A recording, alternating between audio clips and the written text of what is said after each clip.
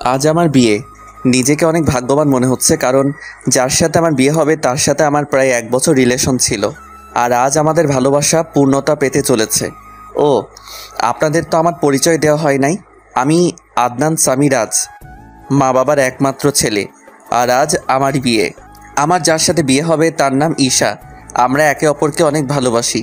কিছুক্ষণ পরে আমার বাবা আমার রুমে আসলো আর বলল, রাজ, তুই এখনো রেডি হওয়া বাদ দিয়ে বসে আছিস কেন?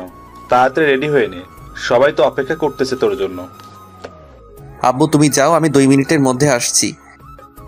তারপর আব্বু চলে গেল আর আমি রেডি হওয়ার জন্য ওয়াশরুমে গেলাম। কিছুক্ষণ পর রেডি হয়ে নিচে নামলাম। তখন আমার আম্মু আমার কাছে এসে বলল, বাহ, আমার ছেলেকে তো অনেক হ্যান্ডসাম লাগছে। থ্যাংক ইউ আম্মু। হয়েছে, এখন যাও, সবাই গাড়িতে অপেক্ষা করছে।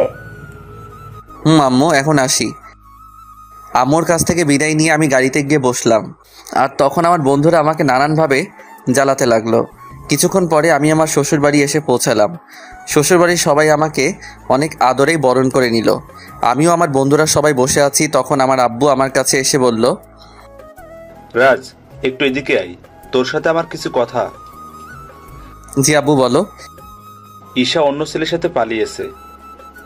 এই কথা শোনার পর মনে হলো যেন কেউ সজোরে আমার বুকে আঘাত করলো। তাও আমি নিজেকে সামলে নিয়ে বললাম, কি বলছে এগুলা? ঈশা আমার সাথে এমন করতে পারে না। আমারও প্রথমে তাই মনে হয়েছিল, তারপর এটা দেখার পর বিশ্বাস করতে বাধ্য হলাম। আমি বাবার হাত থেকে চিঠিটা নিয়ে পড়তে শুরু করলাম। সেখানে লেখা ছিল, প্রিয় রাজ, পারলে আমায় ক্ষমা করে দিও। তোমার সাথে রিলেশন চলাকালীন আমি আরেকজনকে ভালোবেসে ফেলি, আর সে বাংলাদেশের সবচেয়ে বড় কোম্পানি আর কোম্পানির ম্যানেজার, আর তুমি শুধু একজন সাধারণ কর্মচারী। তাই আমি অনেক ভেবে এই সিদ্ধান্তই নিয়েছি যে আমি তোমার সাথে না, মেহেদির সাথেই বিয়ে করব। তাই আমাকে মাফ করে দিও। ইতি ঈশা। আমি ঈশা চিঠিটা পড়ে হাসলাম আর ভাবতে থাকলাম যে মানুষ টাকার জন্য কত কিছুই না করতে পারে। ঠিক তখন ঈশার বাবা এসে আমার বাবাকে বলল, দেখুন, আমার মেয়ে যা করেছে তার জন্য আমরা অনেক লজ্জিত। তাই বলছিলাম, যদি আমার ছোট মেয়ে নিশিকে আপনার ছেলের সাথে যদি বিয়ে দিতেন। আমার ছেলেকে কি আপনার খেলনা মনে হয় যে যার তার সাথে ওর বিয়ে দিব? তখন আমি আমার বাবাকে বললাম যে আমি এই বিয়ে করতে রাজি, তাই যত তাড়াতাড়ি সম্ভব বিয়ের ব্যবস্থা করতে। এর কিছুক্ষণ পরে আমাদের বিয়ে হয়ে যায় আর আমার নতুন বউ নিয়ে বাসায় চলে আসি। বাসায় আসার পর আমি সোজা ছাদে চলে যাই আর ভাবতে থাকি আমার জীবনটা কেমন করে হঠাৎ করে বদলে গেল। কি হওয়ার ছিল আর কি হলো। না, এরকম করে চলা যাবে না। কিছুক্ষণ পরে দেখি আমার বাবা আমার পাশে দাঁড়িয়ে আছে আর আমাকে উদ্দেশ্য করে বলল, দেখ রাজ, যা হওয়ার তা হয়েই গেছে, এখন আর কিছু করার নাই। তাই বলছিলাম তুই এখন ঘরে যা। আব্বু যাব, তার আগে তোমার সাথে আমার কিছু কথা আছে। এতে অনুমতি নেওয়ার কি আছে? যা বলতে চাস বল। আব্বু, আমি সব কিছুর দায়িত্ব বুঝে নিতে চাই। তুমি সব কিছুর ব্যবস্থা করো, আমি 2 দিন পরে সব কিছু শুরু করব।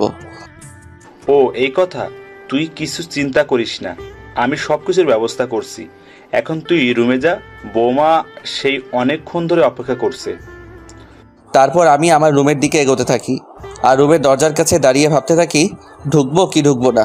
তারপর কিছু না ভেবে ঢুকে পড়ি। আর ঢুকা মাত্র আমার শালিকা মানে আমার নতুন বউ আমায় সালাম করে।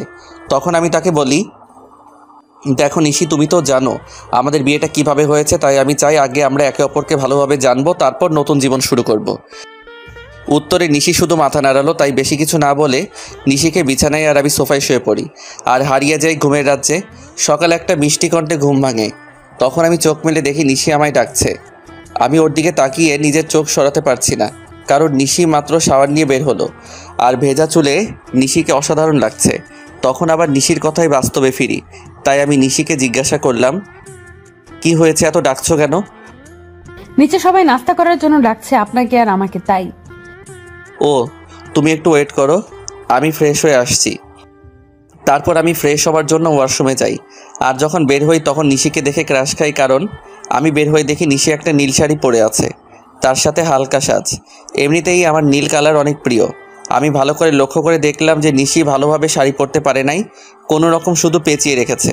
এটা দেখে আমি জোরে হেসে দিলাম।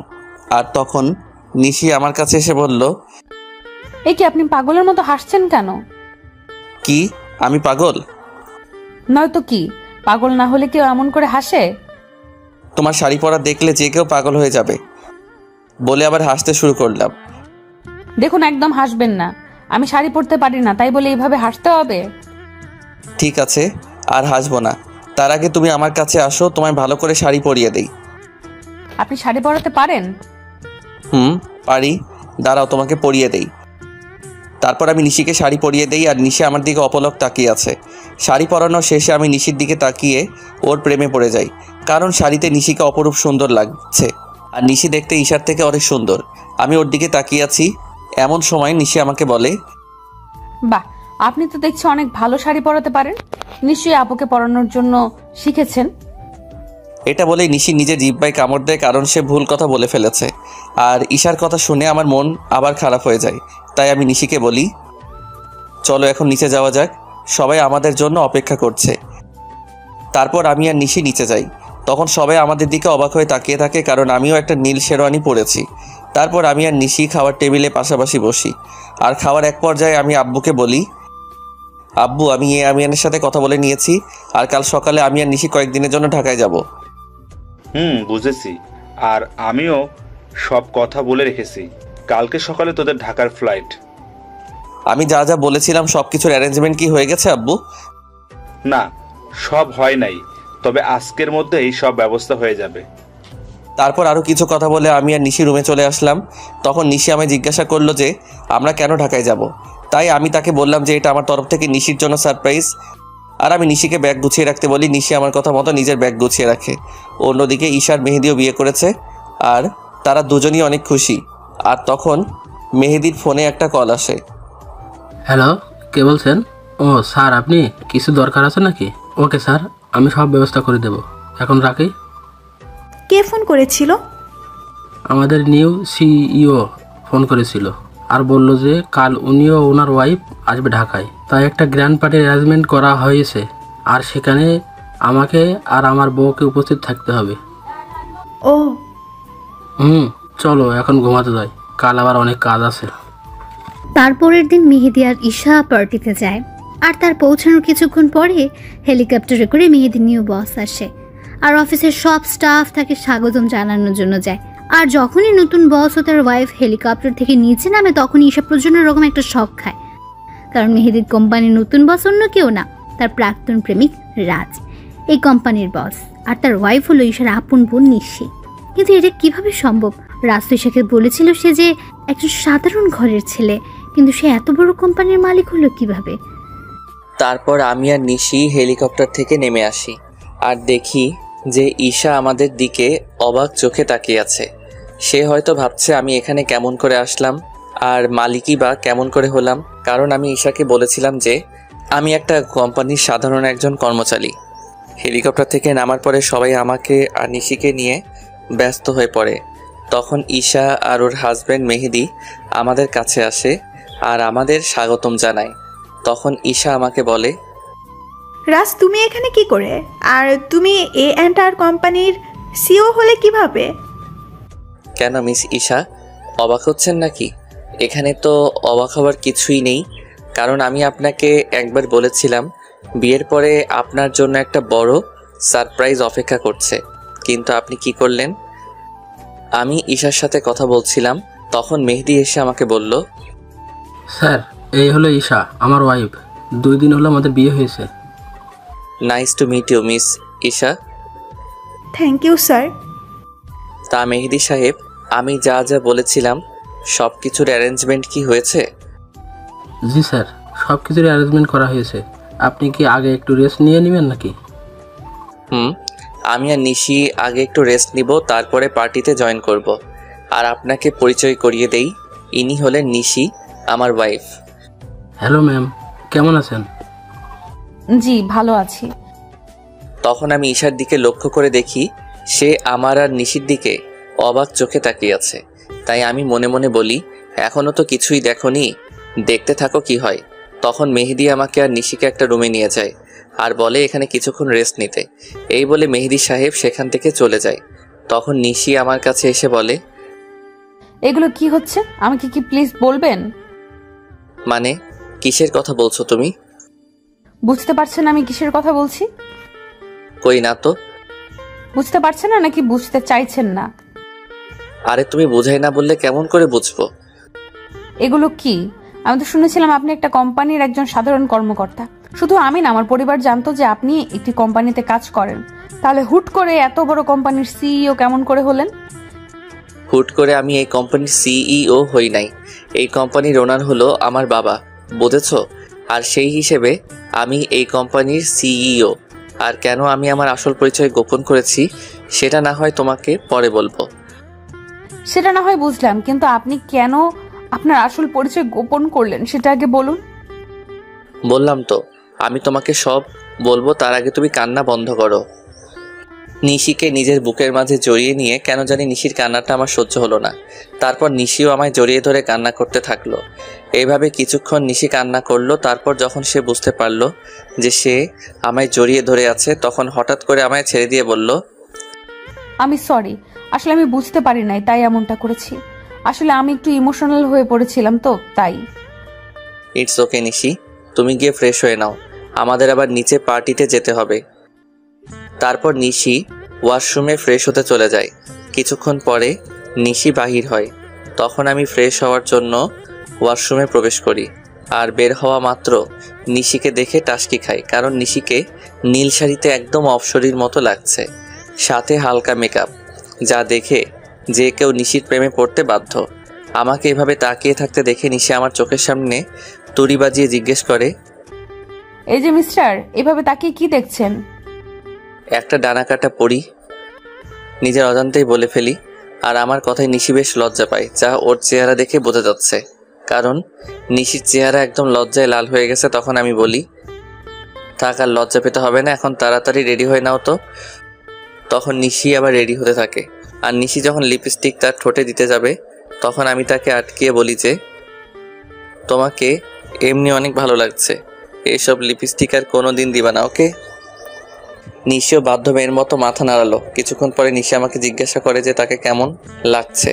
আর আমি তো নিশিকে দেখে ওর প্রায় প্রেমে পড়ে যাই, কারণ নিশিকে হালকা সাজে একদম পরীর মতো লাগছে। তাই আমি ওর কাছে গিয়ে বলি, সবই ঠিক আছে, শুধু একটা জিনিস ছাড়া।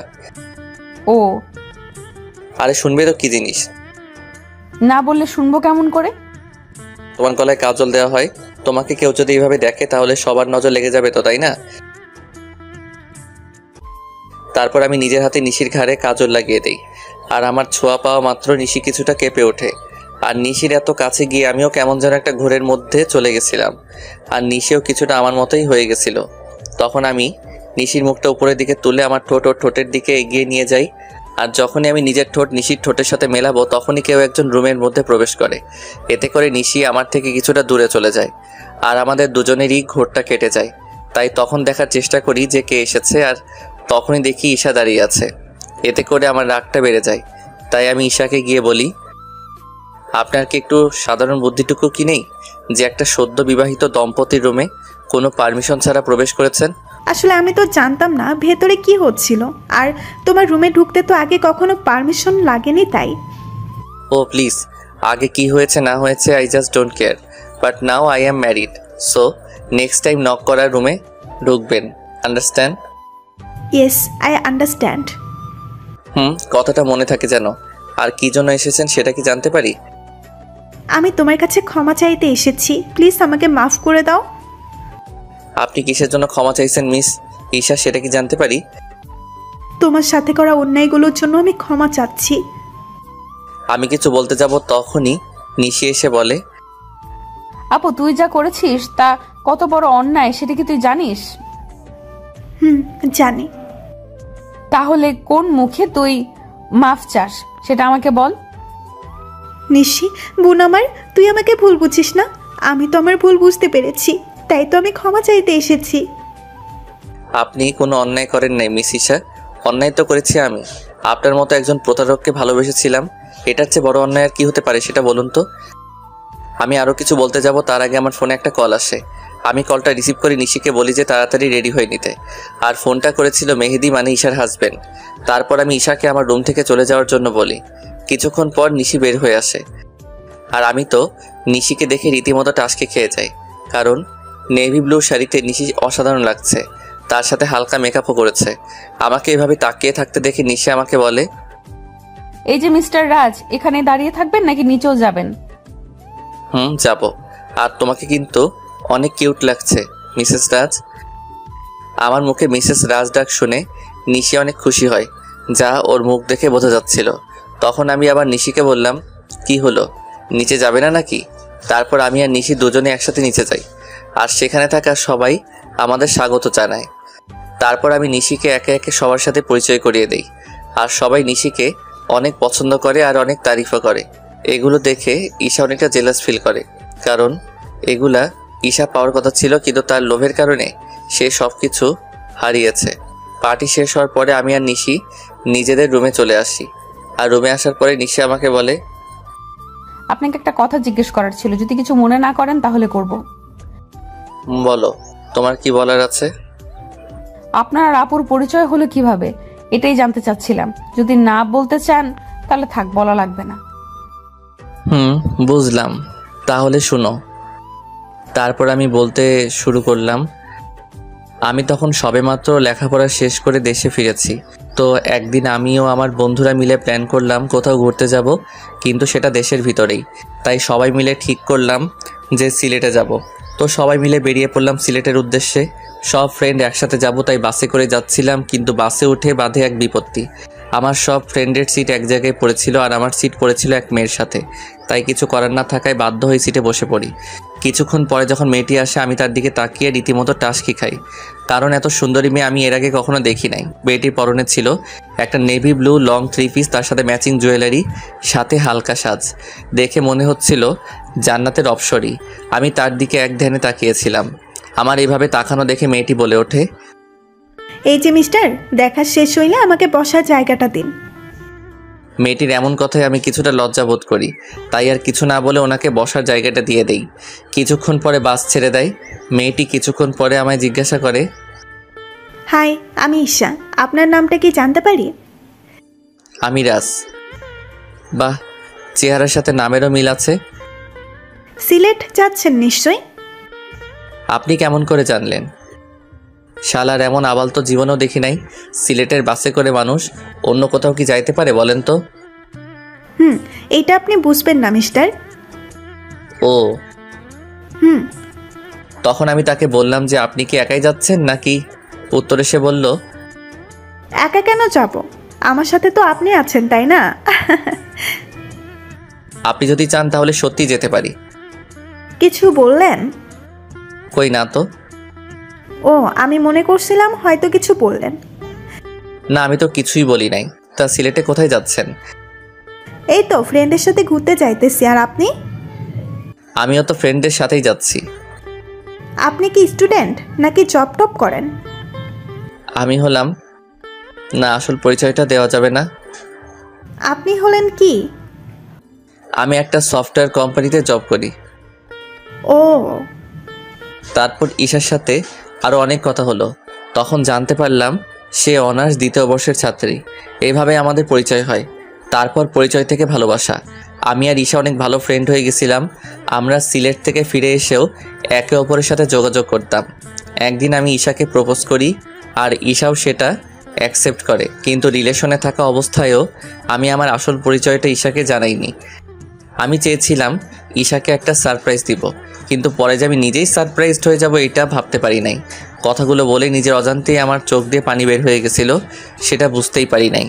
আমি কিছুক্ষণ পরেই নিশির দিকে লক্ষ্য করে দেখি সেও কান্না করছে। তখন আমি তাকে বলি, এই কি তুমি কান্না করছো কেন? আপনি আপুকে এতটা ভালোবাসতেন, আর আপু আপনার সাথে কি করলো? যা হওয়ার তা তো হয়েই গেছে, আর এখন তুমি আমার স্ত্রী, এটাই সত্যি। আর আমি চাই এই সম্পর্কটা ভালোভাবে নিতে। আমি চেষ্টা করব। তার আগে বলেন, আপনি আর কখনো আপুর কথা মনে করবেন না? কথা দিলাম। নিশি আমাকে এভাবে জড়িয়ে ধরবে আমি সেটা ভাবতেও পারি নাই। কেন যেন নিশির এভাবে জড়িয়ে ধরা আমার অনেক ভালোই লাগছে। এই যে মিস, এবার কি আমাকে ছাড়বেন? কথাটি বলা মাত্র নিশি আমাকে ছেড়ে দিল, আর নিশির মুখ একদম লজ্জায় লাল হয়ে আছে। তখন আমি নিশিকে আমার কোলের উপর বসিয়ে ওর চুলে বিলি কেটে দিতে দিতে বললাম, আমাকে ছেড়ে কখনো যাবে না তো? না, কখনোই না। তারপর আমি নিশির কপালে আলতো করে একটা চুমু খেলাম, আর আমার ঠোঁটের ছোঁয়া পাওয়া মাত্র নিশি কেঁপে উঠল। এখন যাও, ফ্রেশ হয়ে আসো। আজ এমনিতেও অনেক ধকল গেছে। আগামীকাল থেকে আমরা নতুন জীবন শুরু করব। তারপর নিশি ফ্রেশ হয়ে আসে, আর আমি নিশিকে জড়িয়ে ধরে শুয়ে পড়ি। এই কয়দিনে আমি নিশিকে অনেকটাই ভালোবেসে ফেলেছি। পরের দিন সকালবেলা নিশির আগে ঘুম ভেঙে যায়। আমি ঘুম থেকে উঠে যখন বসতে যাব তখন দেখি নিশি আমার বুকের মাঝে শুয়ে আছে, আর নিশির ঘুমন্ত চেহারাটা অনেক সুন্দর লাগছে। হয়তো সব মেয়েদের ঘুমন্ত চেহারা একরকম হয়, কিন্তু নিশির মতো কারো হয় না। তখন আমি খেয়াল করে দেখি নিশির মুখের উপর কিছুটা চুল এসে পড়েছে, যার কারণে তার ঘুমের সমস্যা হচ্ছে। তাই আমি নিশির মুখের উপর থেকে চুলগুলো সরিয়ে কানের সাথে গুজে দেই। তখনই আমার চোখ আটকে যায় নিশির গোলাপি ঠোঁটের উপর। আমি নিজের অজান্তেই নিশির ঠোঁটে চুমু দিয়ে বসি, আর তখনই নিশি জেগে যায়।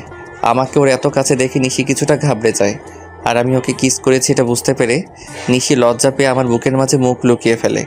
তখন আমি নিশিকে বলি, এই কি হলো তোমার, আর এমন কেন করছো? আমার মনে হয় লজ্জা করে না। বাবা, এখন এত লজ্জা, তাহলে রাতে যা হবে তখন কি করবা? যা ফাজিল কোথাকার, মুখে কিচ্ছু আটকায় না। নিশি জানো, তোমার ঠোঁটের স্বাদ কিন্তু সেই রকম। যা দুষ্টু। এই বলে ওয়াশরুমে পালালো, আর আমি বসে বসে ভাবতে লাগলাম পাগলিটা এই কয়দিনে আমাকে অনেক ভালোবেসে ফেলেছে, আর আমিও ওকে অনেক ভালোবেসে ফেলেছি। কিছুক্ষণ পরে নিশি ওয়াশরুম থেকে বাহির হলো, আর আমি ফ্রেশ হতে চলে গেলাম। আমি ফ্রেশ হয়ে এসে দেখি নিশি চুল মুছছে। তখন আমি নিশিকে পেছন থেকে জড়িয়ে ধরি, আর নিশির চুলের মধ্যে নাক ডুবিয়ে দিই। এতে নিশি কিছুটা কেঁপে ওঠে। আমি নিশির চুলের গন্ধে কোথায় যেন হারিয়ে গিয়েছিলাম। নিশির ডাকে আবার ঘোর ভাঙলো। নিশি আমাকে বলল, এই যে মিস্টার, অফিসে যাবেন না নাকি? এত সুন্দর বউ রেখে কিভাবে অফিস যাই বলো তো? তার চেয়ে বরং চলো তুমি আর আমি ঘুরতে যাই। সত্যি বলছেন? না, মিথ্যা বলছি। আমার কথা শুনে নিশির হাসি মাখা মুখ নিমিষে গায়েব হয়ে গেল। তখন আমি বললাম, থাকার ঢং করতে হবে না, তাড়াতাড়ি গিয়ে রেডি হয়ে আসুন। আপনি অনেক কিউট বলে আমাকে কিস করে এক দৌড়ে পালালো। আমি তখন মনে মনে বললাম, পাগলি একটা। কিছুক্ষণ পরে নিশি নেভি ব্লু শাড়ি পরে বের হলো, আর সাথে হালকা সাজ। এতে নিশিকে আরও বেশি সুন্দরী লাগছিল। তারপর নিশি আমার কাছে এসে বলে, চলুন, আমি রেডি। চলো। তারপর আমি ম্যানেজারকে ফোন দিয়ে আসতে বলি। ম্যানেজার মানে ঈশার হাজব্যান্ড। কিছুক্ষণ পরে ঈশা ও তার হাজব্যান্ড আসে, আর আমাকে বলে, স্যার, আপনি যা যা বলেছিলেন সব রেডি। ধন্যবাদ মেহেদি সাহেব। আরে, এতে ধন্যবাদ দেওয়ার কি আছে? মেহেদি সাহেব, আমি আপনাকে একটা জিনিস আনতে বলেছিলাম, সেটা কি এনেছেন? হ্যাঁ স্যার, এনেছি, এই নিন। আমার দিকে একটা প্যাকেট এগিয়ে দিয়ে তখন আমি নিশিকে ডাকিয়ে জিজ্ঞাসা করি, এটা কেমন হয়েছে? আপনাদের তো বলতেই ভুলে গিয়েছি, ওই প্যাকেটের মধ্যে একটা নেকলেস ছিল, যেটা আমি নিশির জন্য আনতে বলেছিলাম। Wow, it's so gorgeous. এবার পড়ুন দেখি। এটা আমার জন্য। এবার পড়ুন তো। না, আমাকে পরিয়ে দিন। তো কি আর করার, সবার সামনে আমি নিশিকে নেকলেসটা পরিয়ে দিলাম। পরানোর পর ঈশার দিকে তাকিয়ে দেখি সে কেমন করে যেন তাকিয়ে আছে নিশির দিকে। হয়তো সে এটা ভাবছে যে যা ওর পাওয়ার কথা ছিল সেটা তার ছোট বোন পাইতেছে। তারপর আমি আর নিশি ঘুরতে বাহির হলাম। সারাদিন ঘোরাঘুরি করে যখন নদীর ধারে গিয়ে বসলাম, তখন নিশি বলল যে সে ফুচকা খাবে। অনেক বোঝানোর পরেও কোনো লাভ হইল না, তাই তাকে ফুচকা খেতে নিয়ে গেলাম। আর আমি নিশির ফুচকা খাওয়া দেখে অবাক না হয়ে পারলাম না। মেয়েরা এত ফুচকা কিভাবে খেতে পারে সেটা আল্লাহই ভালো জানে। প্রায় অনেক রাত হয়ে যায় বাসায় ফিরতে। তারপর বাসায় ফিরে আমি ওয়াশরুমে চলে যাই ফ্রেশ হতে।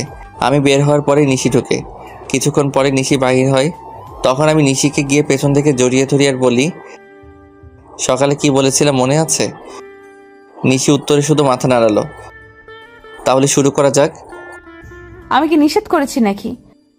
আমি নিশির সাই পেয়ে ওকে কোলে তুলে নেই আর বিছানায় গিয়ে রাখি। তারপর আমি নিশির গলায় আস্তে করে কয়েকটা কিস করি। এতে নিশির নিঃশ্বাস আস্তে আস্তে ঘন হতে থাকে। তারপর আমরা দুজন হারিয়ে যাই ভালোবাসার অতলে। আর কিছু কমনার লজ্জা লাগে। পরের দিন সকালে নিশির ডাকে আমার ঘুম ভাঙে। নিশি মাত্র গোসল করে এসেছে আর ওকে দেখতেও অসাধারণ লাগছে। তাই আমি নিশিকে একটানে আমার বুকের উপর নিয়ে আসি। তখন নিশি বলে, সারা রাত দুষ্টুমি করেও হয় নাই, এখন আবার শুরু করেছেন? তাড়াতাড়ি রেডি হয়ে অফিস যান। ওকে বাবা, আমি যাইতেছি, তার আগে একটা কিস দাও। একটা দিলে যাবেন? যাব। তারপর নিশি আমাকে একটা কিস দেয় আর আমিও উঠে ফ্রেশ হয়ে অফিসে চলে যাই। কিছুদিন পরে আমি আর নিশি আমাদের বাসায় চলে আসি আর সেখান থেকে অফিস শুরু করি। খুনসুটি ভালোবাসায় আমাদের দিন খুব ভালোই চলছিল। দেখতে দেখতে আমার আর নিশির বিয়ের 3 মাস পার হয়ে গেছে। আর এই 3টা মাসের মধ্যে নিশি একদিনও আমার বুকে মাথা না দিয়ে ঘুমায় না। এই 3 মাসে আমরা দুজনকে অনেক বেশি ভালোবেসে ফেলি। সকালে আমি অফিসের জন্য রেডি হচ্ছিলাম, তখন নিশি এসে আমাকে পেছন থেকে জড়িয়ে ধরে আর বলে, আজ অফিস থেকে একটু তাড়াতাড়ি আসবেন কেমন? আজ আপনার জন্য একটা সারপ্রাইজ আছে। কি সারপ্রাইজ গো বউ? এখন বলা যাবে না, আগে অফিস থেকে ফিরুন, তারপর বলবো। ওকে, এবার আমার কাছে আসো তো, তোমায় একটু আদর করে নেই। সবসময় দুষ্টুমি, তাই না? না গো বউ, তুমি জানো না, তোমায় আদর না করে গেলে আমার দিন ভালো যায় না। তাই এখন আর কোনো কথা না বলে আমার কাছে আসো। তারপর নিশি আমার কাছে আসলো আর আমি নিশির ঠোঁট জোড়া আমার দখলে নিয়ে নিলাম। প্রায় 5 মিনিট পরে ছাড়লাম। তারপর আমি নিশিকে বললাম, আমি এখন আসি। আপনি খুব স্বার্থপর। কেন গো, আমি আবার কি করলাম? আপনি তো ঠিকই আপনার ভাগের আদরটা নিলেন আর আমার পাওনাটা না দিয়েই চলে যাচ্ছেন।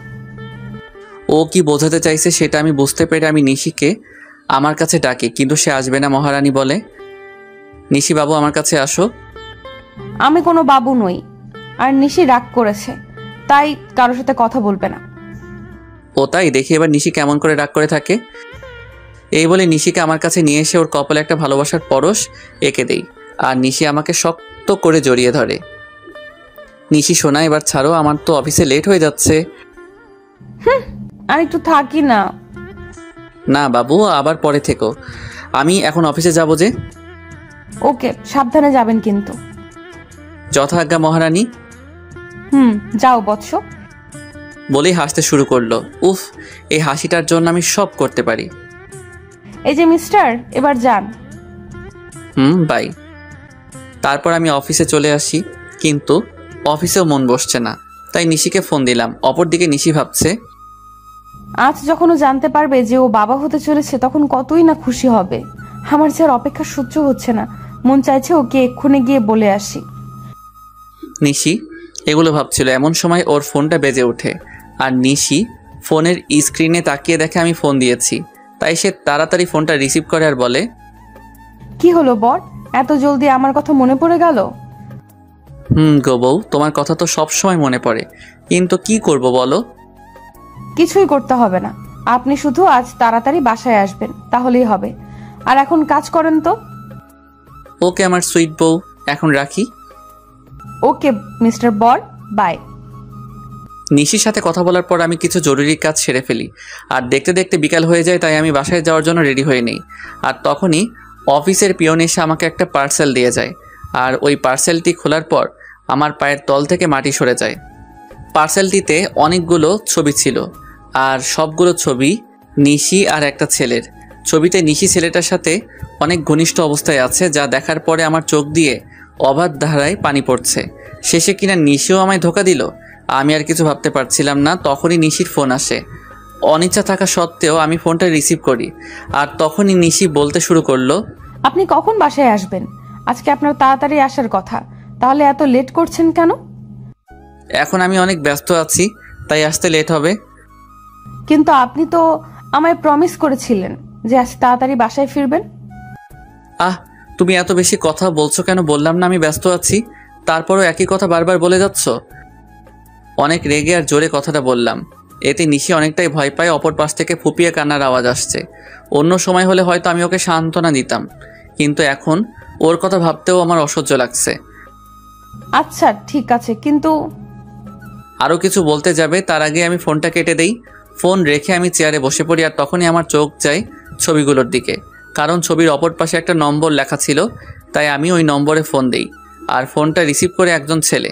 সে ফোনটি ধরে বলতে শুরু করে, আরে মিস্টার রাজ, এত তাড়াতাড়ি ফোন করলেন যে? কে আপনি, আর আমাকে কেমন করে চিনলেন? আমি কে সেটা না হয় দেখা করেই আপনাকে বলবো। আমি কোনো অচেনা লোকের সাথে দেখা করি না। আমি সেটা জানি মিস্টার রাজ, তাই তো বলছিলাম যদি ছবিগুলোর ব্যাপারে জানতে চান তাহলে আমার সাথে দেখা করুন। আমি কি করব বুঝতে পারছি না। আমাকে তো জানতেই হবে এই ছবির ছেলেটাকে, আর নিশির সাথেই বা তার কী সম্পর্ক। তাই আমি সেই লোকটির সাথে দেখা করার জন্য রাজি হয়ে যাই, আর সেই লোকটি আমাকে একটা ঠিকানা দেয়। তাই আমি দেরি না করে বেরিয়ে পড়ি, আর কিছুক্ষণের মধ্যে সেখানে পৌঁছে যাই। সেখানে পৌঁছানো মাত্র আমি লোকটিকে ফোন দিই, কিন্তু লোকটি ফোন ধরছে না। আমি বেশ কয়েকবার ফোন দিই, কিন্তু প্রতিবারই ব্যর্থ হই। আমি প্রায় ঘন্টাখানিক ধরে অপেক্ষা করছিলাম। তখন কেউ একজন বলে উঠল, অপেক্ষা করার জন্য ধন্যবাদ। আমি পিছনে তাকিয়ে দেখি লোকটি আর কেউ নয়, নিশির সাথে যার ছবি দেখেছিলাম এটিই সেই লোক। তবু আমি মাথা ঠান্ডা রাখার চেষ্টা করে বলি, আমাকে এখানে ডাকার কারণ কি, আর আপনি বা কে? আমি জাহিদ রহমান। আমি আর নিশি একে অপরকে অনেক ভালোবাসি, সেটা বলার জন্যই আপনাকে ডেকেছি। লোকটির কথা শুনে আমার মাথা গরম হয়ে গেল, তাই আমি রাগের মাথায় লোকটিকে মারতে শুরু করলাম। একসময় আমি একাই থেমে যাই আর তাকে বলি, আপনি যেটা বলছেন সেটা সত্যি? এটা আমি কিভাবে বিলিভ করব? সেজন্যই তো আমি আপনাকে ছবিগুলো পাঠিয়েছি, আর এখন বিলিভ করা আর না করা সেটা আপনার ব্যাপার। আমি কি বলবো কিছু ভেবে পাচ্ছিলাম না, কারণ ছবিতে নিশি আর সাজিদকেই দেখা যাচ্ছে। তাই আর কথা না বাড়িয়ে লোকটিকে বললাম, নিশি যদি আপনাকে ভালোবাসে তাহলে সে আমাকে কেন বিয়ে করলো? বিয়েটা কিভাবে হয়েছে সেটা আপনি নিশ্চয়ই জানেন রাজ। তাহলে নিশি কেন 3 মাস আমার সাথে থাকলো? সেটার কারণ আছে, আর কারণটা হলো আপনার সম্পত্তি। আর আপনারা যেদিন ঢাকায় যান সেদিন আমার আর নিশির পালানোর কথা ছিল, কিন্তু যখন আমরা জানতে পারলাম যে আপনি একজন স্বনামধন্য ব্যবসায়ী, তখন আমি আর নিশি আপনার সম্পত্তি হাতিয়ে নেওয়ার প্ল্যান বানাই। লোকটির কথা শুনে আমার কষ্টের মাত্রাটা আরও বেড়ে গেল, কারণ প্রথমে টাকার জন্য ঈশা আমার সাথে বেইমানি করলো, আর এখন আমি যাকে সবচেয়ে বেশি ভালোবাসি সেও আমার সাথে। না, আর কিছু ভাবতে পারছি না। তাই আমি হোটেল থেকে বের হয়ে আসি, আর আমার উকিলকে ফোন দিয়ে ডিভোর্স পেপার তৈরি করতে বলি। তাই মাত্র 1 ঘন্টার মধ্যে উকিলের কাছ থেকে ফিরতে ফিরতে প্রায় রাত 1টা বেজে যায়। তাই আমি বাসার কাউকে বিরক্ত না করে আমার কাছে যে চাবি ছিল সেটা দিয়ে দরজা খুলে ভিতরে যাই, আর ভিতরে গিয়ে দেখি নিশি বসে বসে ফুপিয়ে ফুপিয়ে কান্না করছে। যেখানে আমার কষ্ট হওয়ার কথা সেখানে আমার প্রচুর রাগ হচ্ছে। তখন আমি নিশির কাছে গিয়ে বলি, বাহ, অভিনয় তো খুব ভালোই করতে জানো দেখছি। আমার এরকম আচমকা কথা শুনে নিশি কিছুটা ভয় পেয়ে যায়। পরে সে নিজেকে সামনে নিয়ে বলে, মানে আপনি কি বলতে চাইছেন? আমি কি বলতে চাইছি সেটা বুঝতে পারছো না, নাকি বোঝার চেষ্টা করছো না? কি বলছেন এসব? আমি তো কিছুই বুঝতে পারছি না। Enough is enough Nishi, and don't touch me. Please Raj, tell me what's happened with you. Please tell me. আর কত অভিনয় করবে নিশি, আর কত? আমি অভিনয় করছি। হ্যাঁ, তুমি অভিনয় করছো, তার প্রমাণ এগুলো। নিশি ছবিগুলো দেখে আরও কান্না শুরু করে দিল, আর আমাকে এসে জড়িয়ে ধরলো। কিন্তু আমি এবার রাগ কন্ট্রোল করতে না পেরে নিশিকে সজোরে একটা চড় মারি। এই প্রথম আমি ওর গায়ে হাত তুললাম। তোকে না বললাম তুই আমাকে ছবি না, তাও কেন আমাকে ছোঁয়ার চেষ্টা করছিস? আর এই নে, তুই যার জন্য এত অভিনয় করেছিস, আমার সমস্ত সম্পত্তি আমি তোর নামে লিখে দিয়েছি, আর আমাকে মুক্তি দে। তারপর আমি ওর দিকে ডিভোর্স পেপারটা আর সম্পত্তির পেপার এগিয়ে দেই। তখন নিশি বলে, বেশ, আপনি যখন আমার থেকে মুক্তি চান তবে তাই হোক। এই বলে নিশি ডিভোর্স পেপারে সাইন করে দেয়। আর শুনুন মিস্টার রাজ, আপনার সম্পত্তির আমার কোনো প্রয়োজন নেই, তাই এগুলো আপনার সাথেই রাখুন। কথাগুলো বলে নিশি কান্না করতে করতে বাড়ি থেকে বের হয়ে গেল। আমার অনেক ইচ্ছা হচ্ছিল ওকে আটকাবার, কিন্তু সেই অধিকার আর আমার নেই। এখন নিশিকে ছাড়াই আমাকে থাকতে হবে। নিশি আমায় ছেড়ে গেছে প্রায় 1 বছর হলো। এই 1 বছরে এমন কোনো রাত নেই যে রাতে আমি নিশির জন্য চোখের জল ফেলি নাই, কিন্তু এই 1 বছরে আমি নিশির কোনো খোঁজ করি নাই। হয়তো রাগের বশে এই 1 বছরে আমি কারোর সাথে ভালো করে কথা বলি নাই। সারাদিন অফিসের কাজে নিজেকে ব্যস্ত রেখেছি, আর রাতে নিশির সাথে কাটানো মুহূর্তগুলো ভেবে কষ্ট পেয়েছি। প্রতিদিনের মতো আজ সকালে অফিস যাচ্ছিলাম, তখন আম্মু এসে আমায় বলল, বাবা রাজ, আর কতদিন নিজেকে এভাবে কষ্ট দিবি বল? যার জন্য এত কষ্ট পাচ্ছিস সে কি 1 বছরে একবারও তোর খবর নিয়েছে? আম্মু এত ঘুরিয়ে পেঁচিয়ে কথা না বলে কি বলতে চাও সেটা বলো তো। বলছিলাম কি, তুই একবার একটা বিয়ে করে নে, আর কত নিজেকে কষ্টের মাঝে রাখবি বল? আমি তোমায় আগেও বলেছি আর এখনো বলছি, আমি কোনো বিয়ে করতে পারবো না। তোকে বিয়ে করতেই হবে, তুই আর বিয়েতে অমত করবি না। কিন্তু আম্মু। আর কোনো কিন্তু নয়। আচ্ছা ঠিক আছে, তুমি যখন বলছো তখন তাই হোক, কিন্তু আমাকে এসবের মধ্যে টানবে না। আর বিয়েটা যাতে একদম সাধারণভাবে হয়।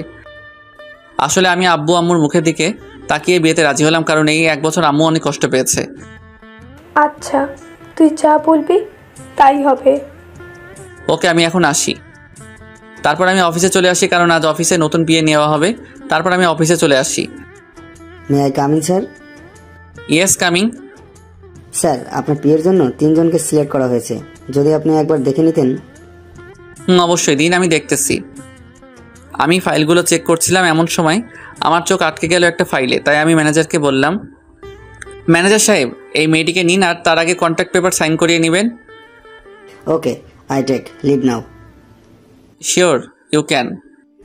সেদিনকার মতো অফিসের সমস্ত কাজ শেষ করে বাসায় আসলাম, আর আসা মাত্র আম্মু বলল, আমি একটা মেয়ে পছন্দ করেছি, যদি তুই একবার দেখে নিতি। তার কোনো দরকার নেই, আর আমি বিয়েটা 1 মাস পরে করতে চাই। কিন্তু তুই। প্লিজ আম্মু, একটু বোঝার চেষ্টা করো। আচ্ছা ঠিক আছে। তারপর আমি আমার রুমে চলে আসলাম আর ফ্রেশ হয়ে ঘুমিয়ে পড়লাম। যদিও জানি ঘুম আসবে না, তবুও ঘুমানোর ব্যর্থ চেষ্টা করলাম, কারণ এখন রাতে আর ঘুম আসে না। যদিও আসে, তাও নিশির সাথে কাটানো মুহূর্তগুলো মনে হয় ভেঙে যায়। কোনোভাবে রাতটা পার করলাম। পরের দিন সকালে ঘুম থেকে উঠে ফ্রেশ হয়ে অফিসে চলে আসলাম। এসে দেখে আমার নিউ পিএ এখন অফিসে আসে নাই। তাই ম্যানেজারকে বলে আসলাম সে আসলেই আমার সাথে দেখা করতে বলতে। তারপর আমি আমার কেবিনে চলে গেলাম। কিছুক্ষণ পরে কেউ আমার কেবিনের দরজা নক করলো, তাই আমি পেছন ফিরে বললাম, may I come in sir? Yes, coming. আসলে স্যার, আমি আসার সময় জ্যামে আটকা পড়ে গিয়েছিলাম, তাই আসতে লেট হইল। কিন্তু স্যার, আর কোনোদিন লেট হবে না। তাই বুঝি? এবার ওর দিকে ফিরে তাকালাম, আর সে আমাকে দেখে ভূত দেখার মতো চমকে উঠল। মনে হয় সে আমাকে এখানে আশা করে নাই। আপনি এখানে? আমি। অন্য কারো থাকার কথা ছিল বুঝি মিস নিশি? আপনাদের তো বলাই হয়নি আমার পিএ হলো নিশি। এটা তো আপনার অফিস না, তাহলে এখানে কেমন করে আসলেন? আপনার বোধহয় কোথাও ভুল হচ্ছে, কারণ এই অফিসের ওনার আমি। হয়তো বা হতে পারেন, তবে আমি এই অফিসে জব করতে পারবো না। কথাগুলো বলেই নিশি চলে যাচ্ছিল, তাই আমি ওকে থামিয়ে বলি, excuse miss Nishi, without my permission আপনি যেতে পারবেন না। What the hell are you talking? আমি ঠিক কথাই বলছি। আর এইটা দেখুন, 2 বছরের আগে আপনি এই কোম্পানি ছাড়তে পারবেন না, আর যদিও ছাড়তে চান তাহলে আমার পারমিশন নিতে হবে। কিন্তু আমি এই মুহূর্তে আপনাকে পারমিশন দিচ্ছি না। সো আপনি এখন যেতে পারেন, প্রয়োজন পড়লে আমি আপনাকে ডেকে নিব। Okay sir. তারপর নিশি ওর কেবিনে চলে যায়। আমার আর ওর কেবিন প্রায় পাশাপাশি, তাই আমি ওকে দেখতে পারছিলাম। অন্যদিকে নিশি নিজের কেবিনে এসে ভাবে, কেন যে সেদিন সাইন করার আগে কন্ট্রাক্ট পেপারটা ভালো করে পড়ে নিলাম না, আর উনি কেন আবার আমার সামনে আসলেন? ভালোই তো ছিলাম এই 1 বছর ওনাকে ছাড়া। এমন সময় নিশির ফোনে কল আসে, আর ফোনটা ধরা মাত্র নিশি কিছুটা বিচলিত হয়ে যায়। ফোনের ওপাশ থেকে কেউ কিছু হয়তো বলল। আমি বসে আমার কাজ করছিলাম। এমন সময় নিশি আমার কেবিনে আসে আর বলে, স্যার, একটা কথা বলার ছিল। নিশির মুখে স্যার ডাক শুনে বুকের মধ্যে কেমন মোচড় দিয়ে উঠল। বলেন। আসলে স্যার, আজকে আমায় একটু তাড়াতাড়ি ছুটি দিবেন প্লিজ। কেন, ছুটি কি করবেন? আসলে বাসায় একটু প্রয়োজনীয় কাজ আছে, তাই। কি প্রয়োজনীয় কাজ শুনি? আসলে স্যার। নিশি কিছু লুকাতে চাইছিল আমার কারণে, সে বলে উঠল, স্যার, বাসায় আমার বাচ্চা অসুস্থ হয়ে গেছে, তাই আমার ছুটির প্রয়োজন। এখন ছুটি দেওয়া না দেওয়া সেটা আপনার ব্যাপার, কারণ আপনি এখানকার বস, আপনি চাইলেই সব করতে পারেন। নিশি মুখে বাচ্চার কথা শুনে আমার চারপাশটা কেমন যেন অন্ধকার হয়ে আসছিল। নিঃশ্বাস নিতেও কষ্ট হচ্ছিল, তবুও নিজেকে সামনে নিয়ে বললাম, ওকে, আপনি যেতে পারেন, তবে কাল থেকে সময় মতো অফিসে আসবেন। যদিও কথাগুলো বলতে কষ্ট হচ্ছিল। তারপর নিশি চলে গেল, আর আমি চেয়ারের সাথে হেলান দিয়ে ভাবতে লাগলাম যে নিশি একসময় আমাকে ছাড়া কিছু বুঝতো না, সে এখন নিজের বাচ্চা নিয়ে ব্যস্ত। তবে আমি কেন একা কষ্ট পাবো? নিশি যদি আমাকে ছাড়া থাকতে পারে, তবে আমি কেন পারবো না? এসব ছাইপাশ ভাবতে ভাবতেই বিকাল হয়ে যায়, তাই আমি আর বেশি না ভেবে অফিস থেকে বেরিয়ে পড়ি আর সোজা বাসায় চলে আসি। আমাকে এত তাড়াতাড়ি বাসায় ফিরতে দেখে আম্মু আমার কাছে আসে আর বলে, কি রে বাবা, আজ এত তাড়াতাড়ি বাসায় আসলি যে? শরীর ঠিক আছে তো? বেশ বিচলিত হয়ে, কারণ নিশি যাওয়ার পর থেকে আমি অনেক রাত করে বাসায় ফিরি। আম্মু, আমার কিছুই হয়নি, অফিসে মন বসছিল না, তাই তাড়াতাড়ি চলে আসলাম। ও আচ্ছা, তুই ফ্রেশ হয়ে আয়, আমি তোর খাবার রেডি করছি। আম্মু, আমার তোমাকে কিছু বলার আছে। বলবি তো? আগে ফ্রেশ হয়ে আয়, তারপর। তাই আমি আর কোনো কথা না বাড়িয়ে ফ্রেশ হতে নিজের রুমে চলে যাই। তারপর ফ্রেশ হয়ে নিচে এসে দেখি আম্মু খাবার নিয়ে আমার জন্য অপেক্ষা করছে।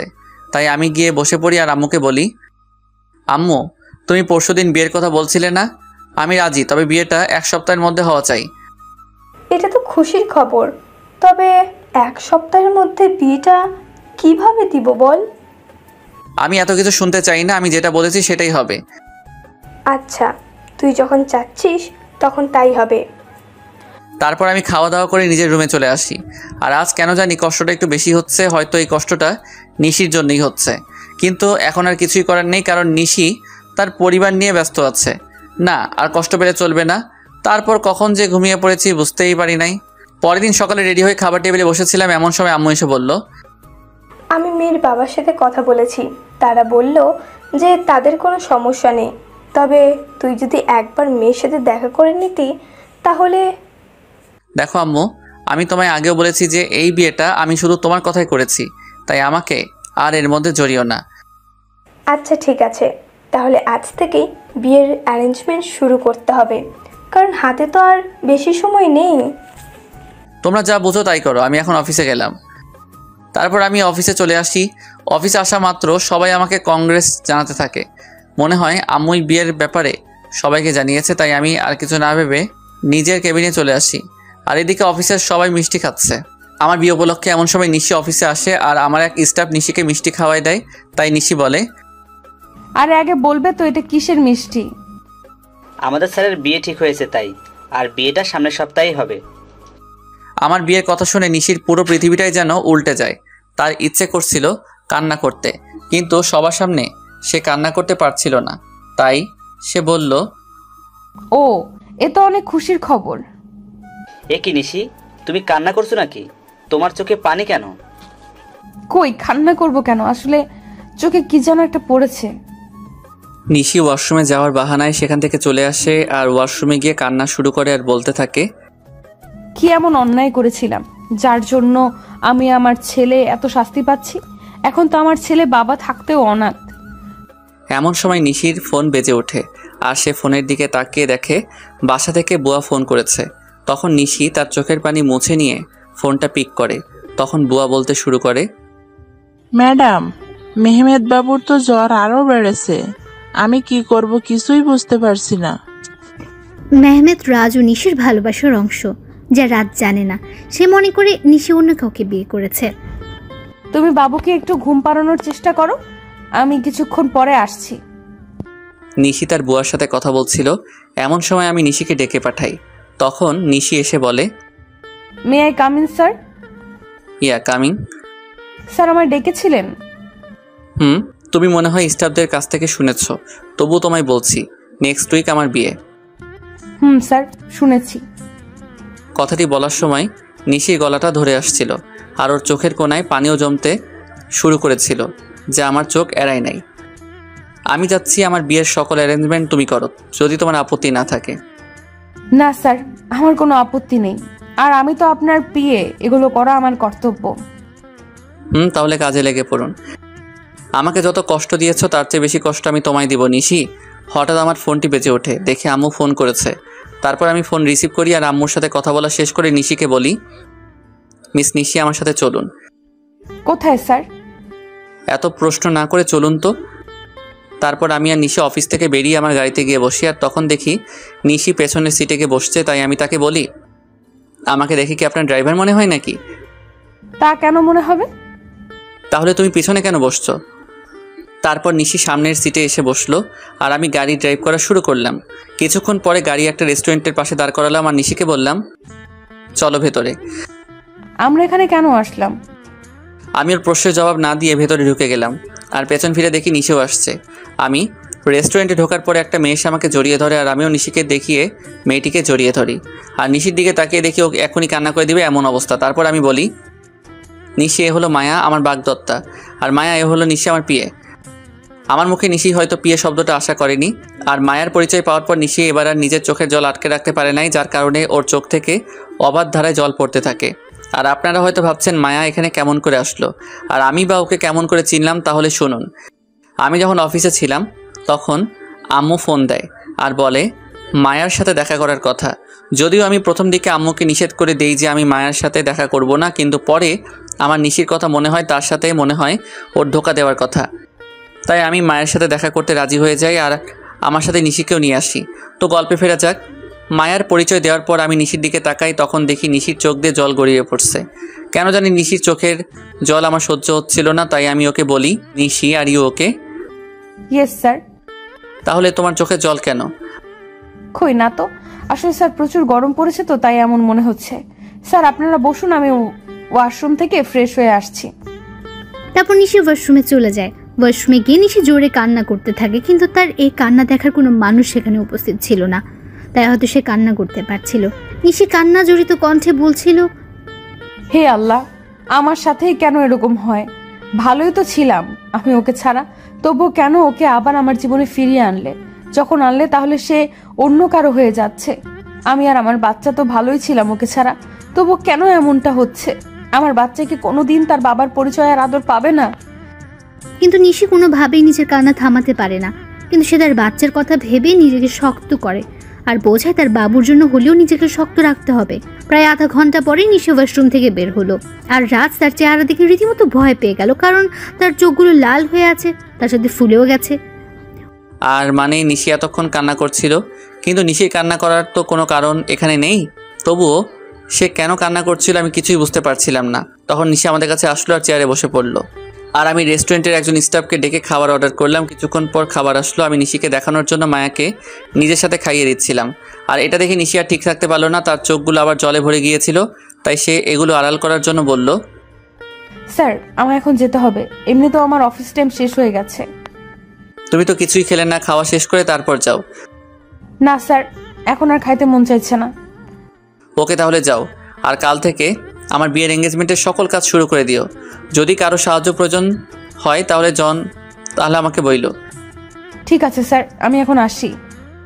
তারপর নিশি চলে যায় আর আমিও মায়া কিছু গল্প করতে থাকি। যদিও মায়ের সাথে কথা বলার কোনো ইচ্ছা আমার নেই, তাও আম্মুর কথা ভেবে বলছিলাম। অন্যদিকে নিশি বাড়িতে গিয়ে নিজের ছেলেকে জড়িয়ে ধরে কান্না শুরু করে দেয় আর বলতে থাকে, তোর বাবা খুব পচা, আমাকে একটুও বিশ্বাস করে না, এমনি তোকেও ভালোবাসে না, তাই তো আজ অন্য একটা মেয়েকে নিজের হাতে খাইয়ে দিচ্ছিল। কিন্তু একদিন আমাকে বলেছিল আমাকে ছাড়া আর অন্য কোনো মেয়েকে সে টাচ করবে না। এসব কথা বলছিল আর কান্না করছিল। একসময় কান্না করতে করতে নিশি ঘুমিয়ে পড়ল। আমি আর মায়া কিছুক্ষণ গল্প করার পরে রেস্টুরেন্ট থেকে বের হয়ে আসি, আর মায়া তার গাড়িতে করে বাসায় চলে যায়। আমি যখনই নিজের গাড়িতে উঠতে যাব তখনই কেউ আমার নাম ধরে ডাক দেয়। পেছন ফিরে দেখি নিশির বেস্ট ফ্রেন্ড মিম। তাই আমি তাকে বলি, কেমন আছো মিম, আর দেশে কবে ফিরলে? আসলে মিম দেশের বাইরে থাকতো। ভালো আছি ভাইয়া, আর কিছুদিন হলো দেশে ফিরেছি। নিশি কেমন আছে? আর ওকে আমি ফোন দিই কিন্তু ওর ফোনটা বন্ধ দেখায় কেন? নিশি কেমন আছে সেটা নিশি হয়তো ভালো জানে। আপনার কথার মানে বুঝলাম না। আর নিশি তো আপনার স্ত্রী, তাহলে কেমন সেটা আপনি জানবেন না কেন? নিশি আমার স্ত্রী ছিল, কিন্তু এখন নেই। কি বলছেন এগুলো? আমি তো কিছুই বুঝতে পারছি না। এখানে না বোঝার তো কিছুই নেই, মানে আমি আর নিশি আলাদা হয়ে গেছি। কিন্তু কেন? আপনারা দুইজন দুজনাকে তো ভালোবাসতেন। শুনতে চাও কেন? তাহলে শোনো। তারপর আমি 1 বছর আগের সকল ঘটনা মিমকে বলি আর ওই ছবিগুলো মিমকে দেখাই। আর মিম এগুলো দেখে আমায় যে কথা বলে সেগুলো শুনে আমার পুরো শরীরটা কাঁপতে থাকে। আমি কিভাবে এমনটা করতে পারলাম এগুলো ভেবেই কান্না চলে আসে আমার। আর মিম আমায় যে কথাগুলি বলে তা হলো, আপনি কি জানেন ছেলেটা কে? ছেলেটার নাম সাজিদ, এবং নিশি আর সাজিদ একে অপরকে ভালোবাসে। না, আপনি যেটা জানেন সেটা সত্যি নয়, সত্যিটা আমি আপনাকে বলছি। তারপর মিম আমাকে সাজিদের ব্যাপারে সব কথাগুলো বলল, যা শোনার পর নিজেকে বড় অপরাধী মনে হচ্ছিল। মিম বলল যে আমি আর নিশি একই ভার্সিটিতে পড়তাম আর একই ডিপার্টমেন্টে, যার কারণে আমার আর ওর মধ্যে খুব ভালো বন্ধুত্ব হয়ে যায়। আমরা দুজন সবসময় একসাথেই থাকতাম। একদিন আমি আর নিশি ভার্সিটির ক্যাম্পাসে বসেছিলাম, তখন একটা ছেলে এসে নিশিকে প্রপোজ করে, কিন্তু নিশি তাকে না বলে দেয়। আমি এর কারণ জানতে চাইলে নিশি জবাবে বলে যে তার ভালোবাসা শুধু তার বরের জন্য। তাই আমি নিশিকে আর কিছু জিজ্ঞেস করি নাই। তারপর কি হলো? ওই ছেলেটির নামই ছিল সাজিদ। কিন্তু নিশি মানা করার পরেও সে নিশির পিছু ছাড়ে নাই, তাকে প্রতিদিন বিরক্ত করত, কিন্তু নিশি কিছুই বলতো না। আর একদিন সাজিদ এসে হঠাৎ নিশির হাত চেপে ধরে এবং সেদিন নিশি আর সহ্য করতে না পেরে পুরো কলেজের সামনে সাজিদকে চড় মারে। কিন্তু সাজিদ সেদিন যাওয়ার আগে বলেছিল যে সে নিশিকে সুখে থাকতে দিবে না, আর আজ দেখুন তার কথাই সত্যি হলো। আমি এখন কি করব কিছুই বুঝতেছিলাম না, কারণ আমার যে করার মতো কিছুই নেই। আমি যে নিশির সাথে বড় অন্যায় করেছি। মিম কান্না থামিয়ে আমাকে বলল, আপনি কি জানেন আপনি যখন নিশিকে তাড়িয়ে দেন তখন তার পেটে আপনার সন্তান ছিল? মানে কি বলছো তুমি? হ্যাঁ, আমি ঠিকই বলছি। আপনি যখন ওকে অপমান করে তাড়িয়ে দেন তখন সে আপনার সন্তানের মা হতে যাচ্ছিল। আর এটা নিয়ে যে কতটা খুশি ছিল সেটা আপনাকে বলে বোঝানো যাবে না। সে আপনাকে বলার আগে আমায় ফোন দিয়েছিল আর বলেছিল যখন সে আপনাকে এই কথাটি বলবে তখন আপনার রিয়াকশন কেমন হবে, এটা ভেবেই সে খুশি ছিল। কিন্তু আপনি কি করলেন? মিম আর কিছু বলতে পারল না, তার আগেই কান্নায় ভেঙে পড়ল। মানে নিশির সন্তানের বাবা আমি, আর আমি তাকে কি না কি ভেবেছিলাম। আমিও প্রচুর কান্না করছিলাম। তখন মিম আমাকে বলল, এখন কান্না করে কি হবে? যা হওয়ার তা হয়ে গেছে, এখন আর এগুলো ভেবে কি করবেন? না, এখনো কিছু হয় নাই। তারপর আমি মিমকে নিশির কথা বললাম। সত্যি বলছেন? নিশি এখনো এই শহরেই থাকে? কিন্তু তোমাকে আমার জন্য একটা কাজ করতে হবে যাতে আমি আবার নিশিকে ফিরে পাই। কি করতে হবে আমায় বলুন। তারপর আমি মিমকে আমার প্ল্যান বলি আর সেও রাজি হয়ে যায়। তাই আমিও নিজের বাসায় চলে আসি। বাসায় আসার পর আম্মু আমাকে বলে, বাবা, মেয়েকে কি তোর পছন্দ হয়েছে? আম্মু আমি এই বিয়েটা করতে পারবো না। তুই কিন্তু আমায় কথা দিয়েছিস। আমি কেমন করে এই বিয়ে করব বলো? কেন করবি না শুনি? তারপর আমি নিশির কথা আর ওর আর আমার বাচ্চার কথা আম্মুকে বলি। তখন আম্মু কান্না শুরু করে দেয় আর বলে, আমার বৌমার নাতিকে কবে আনবি বাবা? খুব জলদি আনবো, তার আগে তোমার একটা কাজ করতে হবে। তারপর আমি আম্মুকে সব কিছু বুঝিয়ে উপরে চলে আসি। আমি রুমে এসে ভাবতে লাগি কিভাবে কি করব, নিশি কি আমায় ক্ষমা করবে নাকি করবে না। তখন আমার সাজিদের কথা মাথায় আসে। কেন সাজিদ এমনটা করলো সেটা তো আমার জানা দরকার। তাই আমি আমার ফ্রেন্ডদের ফোন দিই আর বলি এখনই আমার সাথে দেখা করতে, আর আমিও বেরিয়ে পড়ি। ইরে, এত জলদি দেখা করতে বললি? কোনো সমস্যা হয়েছে নাকি? বলছি, তার আগে রবি আর মিজানকে আসতে দে। কিছুক্ষণ পরে রবি আর মিজান চলে আসে আর আমি ওদেরকে মিমের বলা সকল কথা ওদেরকে খুলে বলি। সব শোনার পরে ওরা বলে, ভাবিকে রাজি করাতে পারবি বলে মনে হয় না। হয়তোবা, কিন্তু হাল ছাড়লে তো চলবে না। আর শোন, তোদের একটা কাজ করতে হবে। কি কাজ বল? সাজিদকে যেভাবেই হোক তোদের খুঁজে বার করতে হবে, আর এই নিয়ে সাজিদের ছবি। তারপর আমি ওদেরকে সাজিদের একটা ছবি দেই। ওকে, তোর কাজ হয়ে যাবে। তার আগে তুই ভাবিকে কিভাবে ম্যানেজ করবি। ঠিক বলেছিস, কিছু তো একটা করতেই হবে। আচ্ছা তোরা এখন থাক, আমি একটা জায়গা থেকে আসতেছি। ওদের থেকে বিদায় নিয়ে আমি সোজা অফিসে চলে আসি। অবশ্য অফিসে আসার মূল উদ্দেশ্য হলো নিশির বাড়ির ঠিকানাটা নেওয়া, কারণ আমি ওর বাসার ঠিকানা জানি না। অফিসে আসার পরে আমি ম্যানেজারকে ফোন দিই আর অফিসে আসতে বলি। কিছুক্ষণ পরে ম্যানেজার অফিসে আসে আর বলে, স্যার, কোনো দরকারি কাজ আছে নাকি? না, তেমন কিছু দরকারি কাজ না, আমি শুধু নিশির বাসার ঠিকানা নেওয়ার জন্যই অফিসে এসেছি। ওকে স্যার, একটু ওয়েট করেন, আমি নিয়ে আসছি। তারপর ম্যানেজার আমাকে নিশির ঠিকানাটা দেয় আর আমি সেটা নিয়ে বেরিয়ে পড়ি। প্রায় আধা ঘন্টা ড্রাইভ করার পরে আমি নিশির বাসায় পৌঁছাই। দেন আমি ওর বাসায় কলিং বেলে চাপ দেই। কিছুক্ষণ পরে নিশি এসে দরজা খুলে দেয় আর আমি নিশিকে দেখেই হেসে ফেলি, কারণ সে সারা গায়ে ময়দা মেখে আছে। তখন নিশি বলে, এই আপনি পাগলের মতো হাসছেন কেন? আর এইখানে এবার কি করছেন? বারে, নিজের বউয়ের বাসায় আসতে আবার কারো পারমিশন লাগে নাকি? মানে কে আপনার বউ? আর এসব কি বলছেন? আমার সামনে যে দাঁড়িয়ে আছে সে আমার বউ, বুঝেছেন? আর দেখি সাইড দেন, আমি ভেতরে ঢুকবো। আইসে আমি কারো বউ? আর 1 বছর আগে আমার ডিভোর্স হয়ে গেছে। তো কি হয়েছে, আমি আবার বিয়ে করব? কথা বলতে বলতে বাড়ির ভিতরে ঢুকে যায় আর তখনই দেখি একটা ফুটফুটে বাবু শুয়ে আছে। হয়তো এটাই আমার বাবু হবে। ওকে দেখার সাথে সাথে আমার চোখ দিয়ে পানি বেরিয়ে আসে। কি করছেন কি আপনি? আমি এর কথার জবাব না দিয়ে বাচ্চার দিকে এগোতে থাকি, আর যখনই আমি বাচ্চাটিকে স্পর্শ করতে যাব তখনই নিশি আমাকে ধাক্কা দেয় আর বলে ওঠে, একদম আমার বাচ্চা ধরার চেষ্টা করবেন না, তাহলে কিন্তু আমার চেয়ে খারাপ আর কেউ হবে না। ও কি শুধুই তোমার বাচ্চা? ও শুধু আমার আর কারো না, তাই আপনি ওকে ছোঁয়ার চেষ্টাও করবেন না। প্লিজ নিশি, আমার বাচ্চাকে একটু কোলে নিতে দাও। আপনার বাচ্চা? হাসালেন মিস্টার রাজ। ও শুধু আমার বাবু, আর আমি ওর মা, আর আমি ওর বাবা। নিশি প্লিজ। না, আমি ওকে কোনো অপরিচিত লোকের কাছে দিব না। তুমি কাকে অপরিচিত বলছো নিশি? তুই জানো না আমি ওর কে হই? না, জানি না, আর জানতেও চাই না। তাই ভালোই ভালোই বলছি, এখান থেকে চলে যান, নয়তো আমার থেকে খারাপ আর কেউ হবে না। তুমি মানো নাকি না মানো, আমি ওর বাবাই, আর এটাই সত্যি।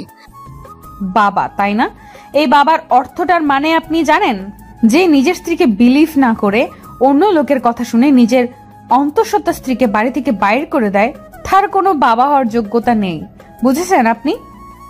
নিশ্চয় আমি মানছি আমি ভুল করেছি, তাই বলে কি তুমি আমাকে আমার বাচ্চা থেকে আলাদা করে দেবে? আপনি আর একবারও ওকে নিজের বাচ্চা বলবেন না। এই 1 বছর আমি ওর বাবা মা দুটোই ছিলাম, আর ভবিষ্যতেও থাকতে পারবো।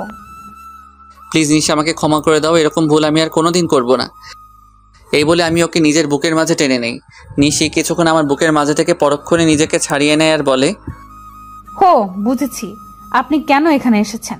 আপনি আমার শরীরটা ভোগ করতে চান, এই তো? এর আগেও একবার করেছিলেন, তাই না? ওকে, আমি নিজেই আমার সব বিলিয়ে দিচ্ছি, তবু আপনি আমার আর আমার সন্তানের মাঝে আসবেন না। বলেই নিজের শাড়ির আঁচল নিচে ফেলে দিল আর বলল, নিন, শুরু করুন। আমি এবার নিজের রাগকে কন্ট্রোল করতে না পেরে নিশির গালে জোরে একটা চড় মারি আর বলি, তুমি এমনটা ভাবলে কি করে নিশি? তুমি আজ পর্যন্ত এই চিনলে? ঠিক আছে, তুমি যখন বলছো তবে আমি তোমাদের জীবন থেকে অনেক দূরে চলে যাব। তার আগে প্লিজ একবার আমার ছেলেকে আমার কোলে দাও। নিশি কিছুক্ষণ কি যেন একটা ভাবলো, তারপর বলল, শুধু একবার, তার বেশি নয়। তারপর আমি আমার ছেলেকে কোলে তুলে নিলাম, আর ওকে কোলে নেওয়ার পর যেন মনে হলো পুরো পৃথিবীর সুখ আমার কোলের মাঝে আবদ্ধ হয়েছে। কিন্তু এটা বেশি সময় স্থায়ী হলো না। নিশি আমার কোল থেকে বাচ্চাকে কেড়ে নিয়ে বলল, এবার যান, আর কোনোদিন এখানে আসবেন না। আমি কিছু বললাম না, শুধু বললাম নিজেরও বাবুর খেয়াল রেখো। তারপর সেখান থেকে চলে আসলাম। নিশির বাসা থেকে বের হয়ে রাস্তায় আসলাম আর ভাবতে লাগলাম, নিশি আমাকে এতটুকু বিশ্বাস করে না। ও কেমন করে ভাবতে পারলো যে আমি ওর শরীরকে, না, নিশির সামনে আমি আর কোনোদিন যাব না। নিশিও তো এটাই চাই। তবে তাই হোক। এমন সময় রবির ফোন আসে আর ও বলে, কিরে রাজ, কোথায় আছিস? তোকে সেই কখন থেকে ফোন দিয়ে যাচ্ছি। তুই আমার অফিসে এক্ষুনি আয়, আর সাথে করে একজন উকিলকেও নিয়ে আসিস। আমি না হয় আসবো, তবে উকিলকে কেন নিয়ে আসবো তাই তো বলবি। এত কথা না বলে তোকে যা বলছি তুই তাই কর। এই বলে আমি ফোন কেটে দেই আর নিজের অফিসে চলে আসি। কিছুক্ষণ পরে রবি আর উকিল আসে। তখন আমি বলি, উকিল সাহেব, আমি একটা উইল করতে চাই। বলুন, কিসের উইল করবেন? আমি এই কোম্পানির অর্ধেক আমার ছেলে আর বাকি অর্ধেক আমার স্ত্রীর নামে করে দিতে চাই, আর সেটা আজ রাতের মধ্যেই। কি বলছিস কি এসব? তোর মাথাটা কি ঠিক আছে? আমি ঠিক বলছি, আর আমার মাথাও ঠিক আছে। যেহেতু আমার আব্বুর আলাদা কোম্পানি আছে, তাই কোনো প্রবলেম নাই। ওকে, আপনি যখন বলছেন তখন তাই হোক। তারপর উকিল সাহেব সকল ফর্মালিটি পূরণ করে দেয়, আর আমি ম্যানেজারকে ফোন করে বলে দেই যে নিশি এখন থেকে এই কোম্পানির মালিক। তারপর আমি রবিকে বলি, রবি আমার জন্য যত তাড়াতাড়ি পারিস একটা লন্ডনের ফ্লাইটের টিকিট বুক করে দে, আর সেটা আজ রাতের মধ্যে হলেই ভালো হয়। মানে তুই লন্ডনের টিকিট কি করবি? আমি এদেশে আর থাকবো না, তাই লন্ডনে যাব। কিন্তু কোনো কিন্তু নয়। আর হ্যাঁ, কেউ যেন জানতে না পারে আমি কোথায় আছি। তুই কাউকে বলবি, এটা আমার কসম। ঠিক আছে। তারপর রবি একটা টিকিটের ব্যবস্থা করে দেয় আর আমাকে এয়ারপোর্টে থুতেও যায় আর বলে, ওখানে পৌঁছে আমাকে ফোন দিবি, আর আমার সাথে যোগাযোগ বন্ধ করবি না কিন্তু। করব। এবার আমি ওকে জড়িয়ে ধরে কান্না করতে থাকি। কিছুক্ষণ পরে আমার ফ্লাইট, তাই আমি প্লেনে গিয়ে বসি, আর প্লেনও টেক অফ করে। যেহেতু আমি লন্ডন থেকে লেখাপড়া শেষ করেছি, তাই এখানে আমার অনেক ফ্রেন্ডই আছে, তাই আমি সেখানে পৌঁছে আমার এক ফ্রেন্ডকে কল দিই, আর সে আমাকে এয়ারপোর্ট থেকে পিক করে নিয়ে যায়। আমার ফ্রেন্ডের লন্ডনে একটা কোম্পানি আছে, তাই সে আমাকে সেখানে কাজ দেয়। আমি লন্ডনে এসেছি 2 দিন হলো। এর মধ্যে শুধু রবির সাথে কথা হয়েছে। অন্যদিকে নিশি প্রায় 2 দিন হলো অফিসে যায় না, আর সে একদিন বিকেলে তার ছেলেকে নিয়ে বাইরে ঘুরতে বের হয়, আর তখনই তার মিমের সাথে দেখা হয়। আর মিম নিশিকে দেখা মাত্র জড়িয়ে ধরে কান্না শুরু করে দেয়। এভাবে কিছুক্ষণ দুজন কান্না করতে থাকে। তারপর মিম নিশির কোলে বাবু দেখে বলল, এটাই বুঝি আমার পুস্কু? রে, দেখতে তো একেবারে ওর বাবার মতো হয়েছে। প্লিজ মিম, ওর নামটা আর বলবি না। কেন রে? তুই কিছুই জানিস না ও আমার সাথে কি করেছে। আমি সব জানি, রাজ ভাই আমাকে সব বলেছে। তারপর মিম নিশুকে সব সেদিনকার কথা খুলে বলল। সব কথা শুনে নিশিও কান্না শুরু করে দেয় আর বলে, আমি কিভাবে পারলাম ওর সাথে খারাপ ব্যবহার করতে? তাহলে কি সেদিন ও এই কথাটাই বলতে এসেছিল? তুই কি বলছিস? আমি কিছুই বুঝতে পারছি না। কাইন্ডলি একটু পরিষ্কার করে বলবি যে কার সাথে খারাপ ব্যবহার করেছিস? বলছি। তারপর নিশু সেদিন ঘটে যাওয়া ওর আর রাজের সকল ঘটনাগুলো বলে। সব কথা শোনার পরে মিম বলে, যা হওয়ার হয়ে গেছে, তুই কালকে গিয়ে রাজ ভাইয়ের কাছে মাপ চাইবি। ওকে আমায় মাফ করবে? অবশ্যই করবে। আর এখন বাড়িতে যা, কাল দেখা হচ্ছে। তারপর নিশি ও তার ছেলে বাড়িতে চলে আসে। বাড়িতে আসার পর থেকে নিশি অনেকটা খুশি, কারণ ভালোবাসার মানুষকে ফিরে পাওয়া। নিশি ভাবতে শুরু করে দিয়েছে কালকে কি হবে, কিন্তু নিশি হয়তো এটা জানে না যে কালকে তার জন্য কি অপেক্ষা করছে। পরের দিন সকালে নিশি একদম রাজের পছন্দ মতো সাজলো। নীল শাড়ি, নীল চুড়ি, হালকা মেকআপ, কিন্তু ঠোঁটে কোনো প্রকার লিপস্টিক দেয়নি, কারণ রাজ লিপস্টিক দেওয়া পছন্দ করে না। সাজগোজ শেষে নিশি নিজেকে নিজেই দেখে লজ্জা পাচ্ছে, কারণ আজ প্রায় 1 বছর পরে ও এরকমভাবে সাজলো। কিছুক্ষণ নিজেকে আয়নায় দেখার পরেই নিশি অফিসের উদ্দেশ্যে রওনা দেয়। অফিসে পৌঁছে নিশি অবাক হয়ে যায়, কারণ সবাই নিশিকে সালাম দিচ্ছে, কিন্তু এসব নিয়ে নিশির কোনো মাথা ব্যথা নেই। সে শুধু তার প্রিয় মানুষটির অপেক্ষা করতে লাগলো। নিশি অফিসে এসেছে প্রায় ঘন্টাখানেক হলো, কিন্তু এখনও রাজ আসেনি। তাই এবার নিশির বেশ চিন্তা হচ্ছে। তাই সে ম্যানেজারের কাছে যায় আর বলল, আচ্ছা, এখনো রাজ অফিসে আসে নাই কেন? রাজ স্যার তো গত 3 দিন ধরে অফিসে আসছে না ম্যাম। মানে অফিসে আসে না কেন? আর আপনি আমাকে ম্যাম কেন বলছেন? অফিসের বসকে ম্যাম বলবো না তো আর কি বলবো? কি বলছেন এসব? আর কে অফিসের বস? আপনি আমাদের অফিসের নতুন বস, আর এই অফিসটা আপনার ও আপনার ছেলের নামে রাজ স্যার লিখে দিয়ে গেছেন। মানে লিখে দিয়ে গেছে? কোথায় গেছে উনি? সেটা তো আমি জানি না, আর গত 3 দিন ধরে ওনার ফোনটাও বন্ধ দেখাচ্ছে। কি বলছেন এগুলো? ওনার ফোন বন্ধ দেখাচ্ছে মানে? আমি ঠিক বলছি। তারপর ম্যানেজার চলে গেল। ম্যানেজারের কথা শুনে নিশি ধপাস করে চেয়ারে বসে পড়লো আর ভাবতে লাগলো, তাহলে কে আবার রাজকে হারিয়ে ফেললো? না, এ হতে পারে না, রাজকে কিছুতেই হারাতে দেবে না সে। তারপর নিশি অফিস থেকে বের হয়ে গেল আর ওর বাসায় চলে গেল। বাসায় গিয়ে নিজের ছেলেকে নিয়ে রাজের বাসায় চলে আসলো। আর যেহেতু রাজের মা জানে যে নিশি আর রাজ একটা ছেলে আছে তাদের, তাই তিনি নিশিকে দেখা মাত্র কাছে টেনে নেন আর বললেন, কোথায় ছিলি মা এতদিন? আমাদের কথা কি একবারও মনে পড়েনি? মা, মনে তো অনেক পড়েছে, কিন্তু আসার অধিকারটা ছিল না। হয়েছে, আর বলতে হবে না। আর এটাই কি আমার দাদু ভাই? আম্মু। তারপর সবাই মেহমতকে নিয়ে ব্যস্ত হয়ে পড়লো। কিছুক্ষণ পর নিশি বলে, আম্মু, তোমার ছেলে কই গো? ও আমাকে অনেক জ্বালিয়েছে, আজ তার বদলা নেব। মানে রাজ তোর সাথে আসেনি? সে তো বলেছিল তোকে নিয়ে বাসায় আসবে, তাই আমি ওকে কোনো ফোন দিইনি। ও 3 দিন ধরে আমার সাথে দেখাই করে নাই, আর অফিসেও যায় নাই, তাই আমি মনে করলাম যে ও বাসায় আছে। এখন রাজের আম্মু কান্না করছে। তারা সবাই ভাবছে যে রাজ কোথায় গেল। অন্যদিকে রাজ লন্ডনে গিয়ে তার বন্ধুর বাসায় উঠেছে, আর আজ তার অফিসের প্রথম দিন, তাই সে অফিসের জন্য তৈরি হয়ে বের হবে। তারপর রাজ আর ইব্রাহিম, রাজের বন্ধু, অফিসের উদ্দেশ্যে রওনা দেয়।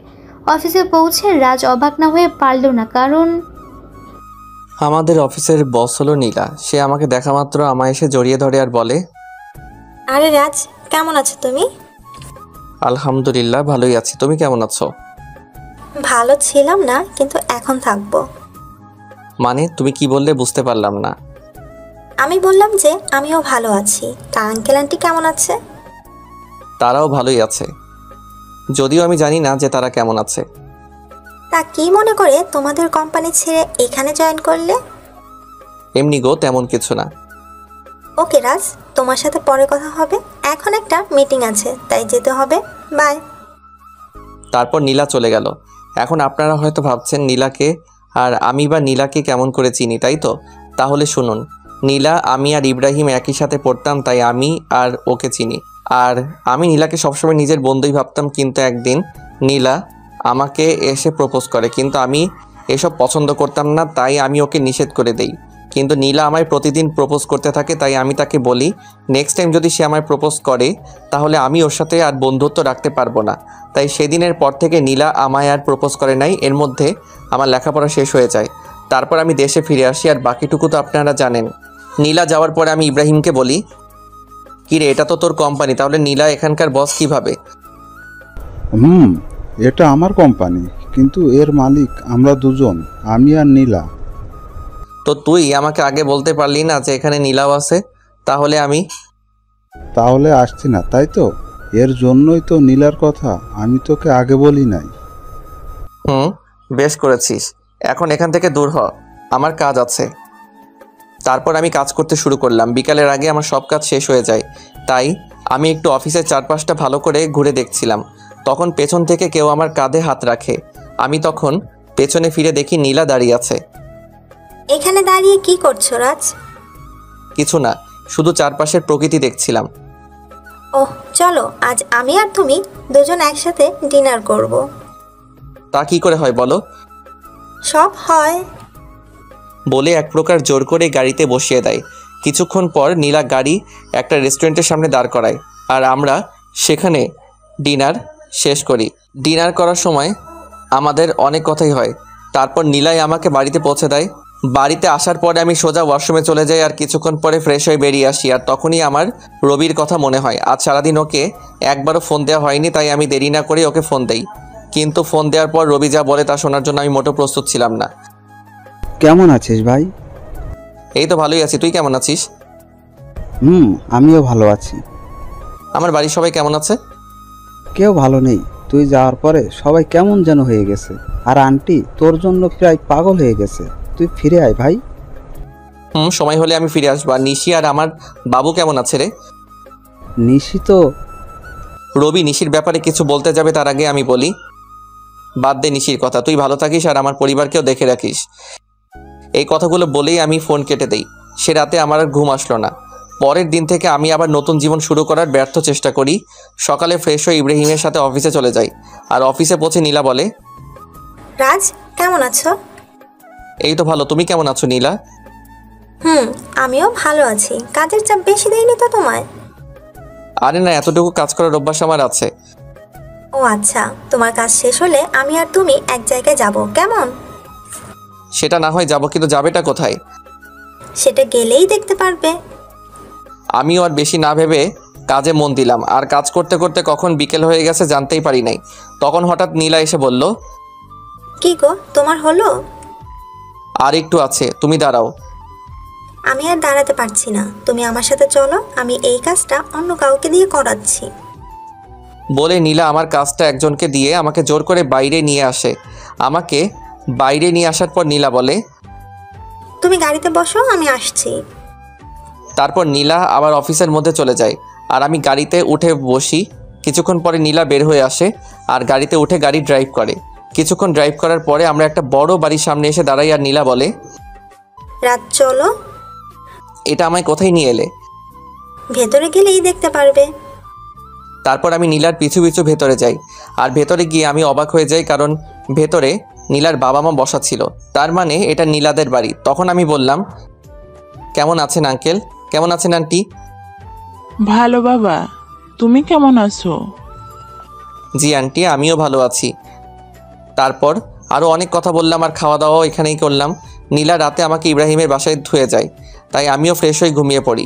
এভাবেই 5টা বছর পার হয়ে যায়। আর এই 5 বছরে নিশির জন্য আমার ভালোবাসায় এতটুকু কমে নাই, বরং বেড়েছে। তো প্রতিদিনের মতো আজও অফিসে গেলাম।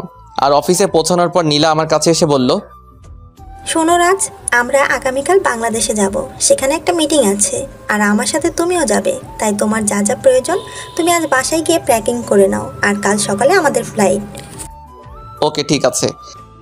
কেন জানি আমি ওকে মানা করতে পারলাম না। হয়তো অনেক দিন পর দেশে ফিরবো, এর জন্যই সেদিনকার মতো অফিস করে বাসায় চলে আসলাম। তারপর আমি আমার কিছু জিনিস প্যাকিং করে রাখলাম। পরের দিন সকালেই আমি আর নীলা বাংলাদেশে চলে আসলাম। আর আমি ওখানকার যে কোম্পানির সাথে মিটিং হবে সেখানে গেলাম। আমি সেখানে গিয়ে আরও বেশি অবাক হয়ে যাই, কারণ এটা আর কারণ না, আমার বাবার কোম্পানি, যার সাথে আমাদের মিটিং হবে। আমি কি করব তাই ভেবে পাচ্ছিলাম না। একবার মনে করলাম যে মিটিংটা অ্যাটেন্ড করব না, কিন্তু পরক্ষণে কী যেন হলো, আমি মিটিং প্লেসে চলে গেলাম। সেখানে গিয়ে আমি দেখি আমার বাবা একটা চেয়ারে বসা আছে, আর তার চেহারাটা কেমন যেন শুকিয়ে গেছে। তো আমি সেখানে গিয়ে সবার সাথে মত বিনিময় করলাম। আর আমি যখনই বাবার কাছে গেলাম, তখন বাবা আমাকে দেখা মাত্র জড়িয়ে ধরল আর বলল, কোথায় ছিলি বাবা এতদিন? আমাদের কথা কি তোর একটুও মনে পড়ে নাই? বাবা, অনেক মনে পড়েছে, কিন্তু আমি যে অপারগ ছিলাম। এখন আমার সাথে তুই বাসায় যাবি, তোকে দেখলে তোর আম্মু অনেক খুশি হবে। আব্বু, আমি যাব, তার আগে মিটিংটা শেষ করে নেই। সত্যি বলছিস তো? সত্যি।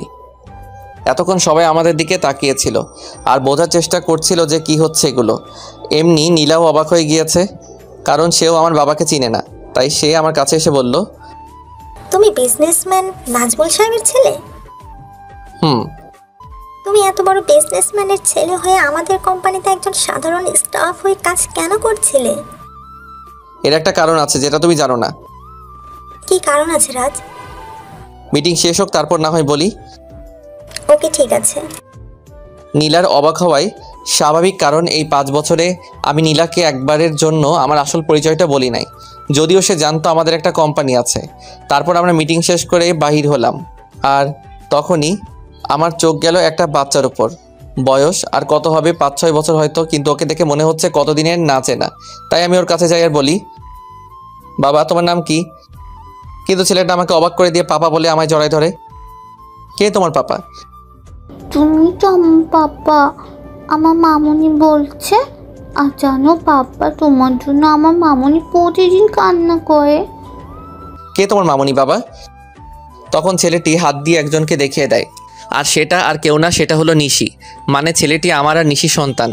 তার জন্য কি ওর জন্য এত টান অনুভব হইতেছিল? তখনই নিশি আমাদের সামনে চলে আসে, আর আমাকে দেখে সে খানিকটা স্তব্ধ হয়ে যায়, কিন্তু পরক্ষণে আমায় জড়িয়ে ধরে কান্না করে দেয়। কিন্তু তখন হঠাৎ নীলা কোথায় থেকে যেন চলে আসে, আর নিশিকে আমার বুকে দেখে ও নিশিকে তুলে ওর গালে 2টো চড় বসায় দেয় আর বলে, এই মেয়ে, তোমার লজ্জা করে না অন্যের স্বামীকে জড়াই ধরতে?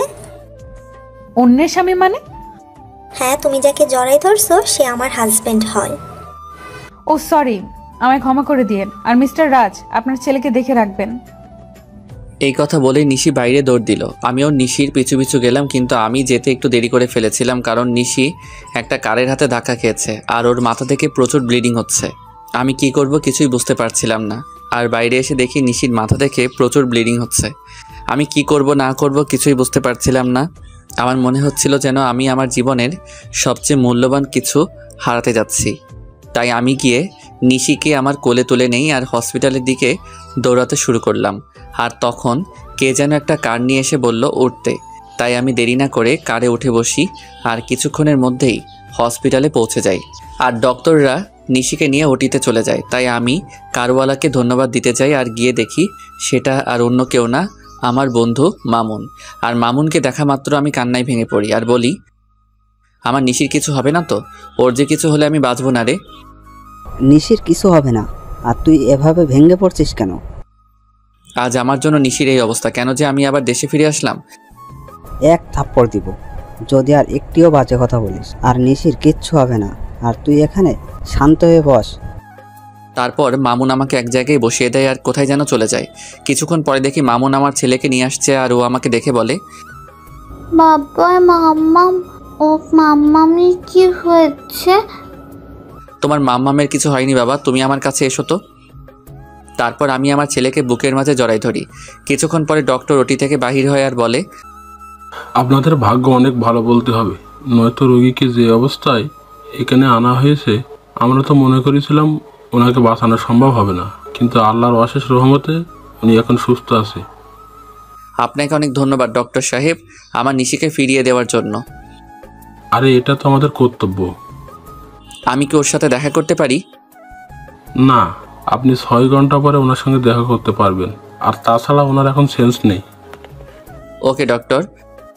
ডক্টরের সাথে কথা শেষ করে এসে আমি আমার ছেলের কাছে বসি। আমি আর আমার ছেলে বসে আছি, তখন কেউ পেছন থেকে আমার নাম ধরে ডাক দেয়। তাই আমি পেছনে তাকাই কে ডাকছে দেখার জন্য। তখন দেখতে পাই আব্বু আর আম্মু দাঁড়ায় আছে। আর আম্মু আমাকে দেখে আর স্থির থাকতে পারলো না, আমার কাছে এসে কান্না শুরু করে দিল আর বলল, কোথায় ছিলি বাবা এতদিন?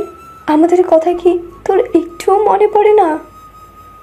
আম্মু, মনে তো সবসময় পড়তো, কিন্তু আসার উপায় ছিল না। আর এই যে দেখো আমি এসে গেছি, আর কোথাও যাব না। সত্যি তো? সত্যি। তখন একজন নার্স এসে খবর দিল যে নিশির সেন্স ফিরেছে। তাই আমি আর দেরি না করে নিশির কেবিনে ঢুকে গেলাম। আমার পিছু পিছু বাকি সবাইও চলে এসেছে, কিন্তু নিশি আমাকে দেখে তার মুখটা অন্যদিকে ঘুরিয়ে নিল। সবাই নিশির সাথে কথা বলছে আর নিশি সেগুলোর উত্তর শুধু হ্যাঁ অথবা নাতে দিচ্ছে, কিন্তু সে আমার দিকে একবারও তাকাচ্ছে না। এতে আমার অনেকটাই খারাপ লাগে। তাই আমি সবাইকে বলি, আমি আর নিশিকে একা কথা বলতে চাই, তাই প্লিজ সবাই যদি একটু বাইরে যেতে। অবশ্যই।